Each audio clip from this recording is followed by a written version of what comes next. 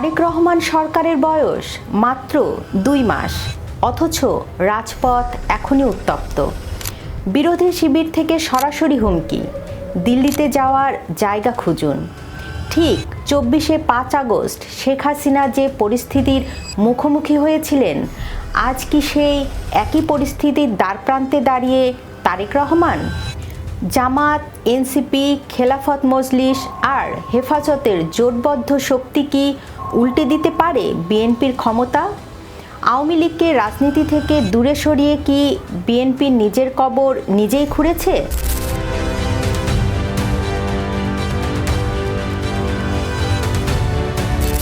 5 আগস্টের আগে পরে যারা বিএনপির কাঁধে কাঁধ মিলিয়ে লড়াই করেছিল, আজ তারাই যেন প্রতিপক্ষ। বিশেষ করে ইসলামী দলগুলোর জোটবদ্ধ অবস্থান একটি পরিষ্কার বার্তা দিচ্ছে। জামাত, এনসিপি, খেলাফত মজলিস এবং হেফাজত, এই শক্তিগুলো যখন একজোট হয়ে মাঠে নামার হুমকি দেয়, তখন তাকে তুচ্ছ ভাবার কোনো অবকাশ নেই। বিএনপি প্রত্যেকটি বিষয়ে পতিত, পালিয়ে যাওয়া ফ্যাসিবাদের রাস্তা ধরে হাঁটা শুরু করেছে। আমরা একসাথে মজলুম ছিলাম। বিনয়ের সাথে বলতে চাই, হাজার চেষ্টা করেন ওই আওয়ামী লীগ হতে পারবেন না, দুর্বল আওয়ামী লীগ হতে পারবেন। বিএনপি যদি আওয়ামী লীগের পথে, পুরনো স্বৈরাচারের পথে দেশকে এগিয়ে নিয়ে যেতে চায়, তাহলে বাংলাদেশের জনগণ আবারও রুখে দাঁড়াবে, বাংলাদেশের তরুণ সমাজ আবারও রুখে দাঁড়াবে, বাংলাদেশের জুলাই গণঅভ্যুত্থানে অংশগ্রহণকারী প্রত্যেকটি ছাত্র জনতা আবারও রাজপথে দাঁড়াতে বাধ্য হবে। ইতিহাস সাক্ষী, শেখ হাসিনাও বিরোধীদের আন্দোলনকে হালকাভাবে নিয়েছিলেন। তিনি ভেবেছিলেন ছাত্রদের আন্দোলন দাবি পূরণ হলেই তারা চলে যাবে। কিন্তু ছাত্রদের সেই আন্দোলনের আড়ালে ছিল দেশ বিদেশের গভীর ষড়যন্ত্র, আর তাতেই আওয়ামী লীগের সব সমীকরণ ওলটপালট করে দিয়েছিল। আজ তারেক রহমানের সরকার সেই একই অতি আত্মবিশ্বাসের ফাঁদে পা দিলেই বিপদ আসন্ন। প্রশ্ন হলো, জামাত বা হেফাজত যদি সত্যি রাজপথে নামে, বিএনপি কি তা সামলাতে পারবে?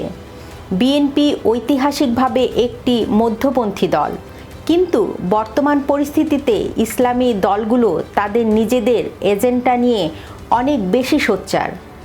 যদি কোনো কারণে এই দলগুলো মনে করে যে বিএনপি সরকার তাদের প্রত্যাশা পূরণ করছে না, তবে মাঠের নিয়ন্ত্রণ বিএনপির হাতছাড়া হতে সময় লাগবে না।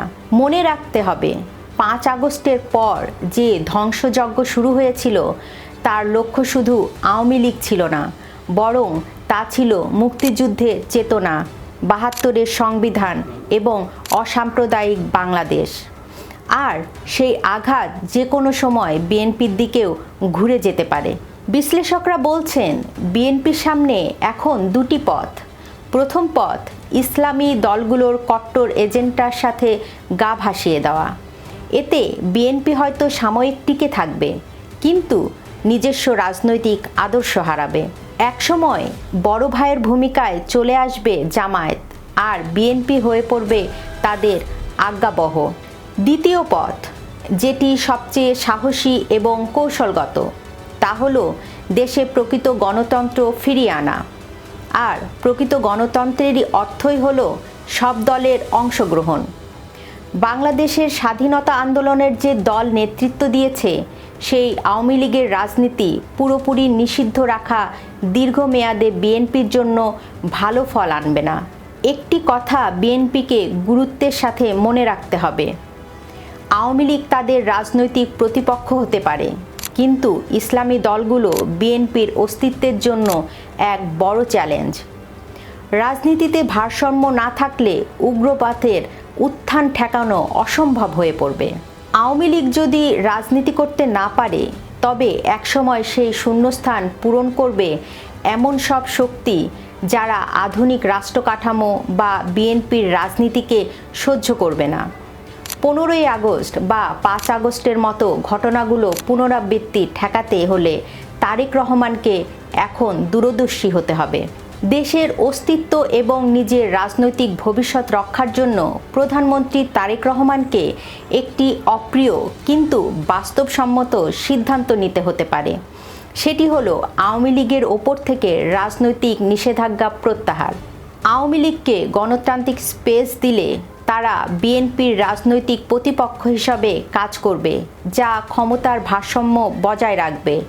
এর ফলে তৃতীয় কোনো শক্তি বা উগ্রপন্থী কোনো গোষ্ঠী অনায়াসে ক্ষমতা দখল করতে পারবে না।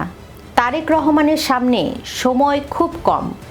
5 আগস্টের ইতিহাস যেমন শেখ হাসিনাকে ক্ষমা করেনি, তেমনি সময় ও বাস্তবতাকেও অস্বীকার করার উপায় নেই।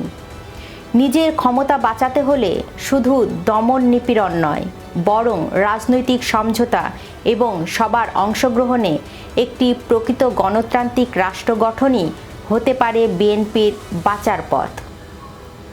আপনি কি মনে করেন, আওয়ামী লীগকে রাজনীতিতে ফিরিয়ে আনাই কি বিএনপির জন্য বুদ্ধিমানের কাজ হবে? জানান আপনার মতামত। ভিডিওটি শেয়ার করুন, লাইক দিন, সম্ভব হলে চ্যানেলটি সাবস্ক্রাইব করুন। এতক্ষণ সঙ্গে থাকার জন্য ধন্যবাদ। বিএনপি প্রত্যেকটি বিষয়ে পতিত পালিয়ে যাওয়া ফ্যাসিবাদের রাস্তা ধরে হাঁটা শুরু করে। বিএনপি যদি আওয়ামী লীগের পথে, পুরনো স্বৈরাচারের পথে এই দেশকে এগিয়ে নিয়ে যেতে চায়, তাহলে বাংলাদেশের জনগণ আবারও রুখে দাঁড়াবে।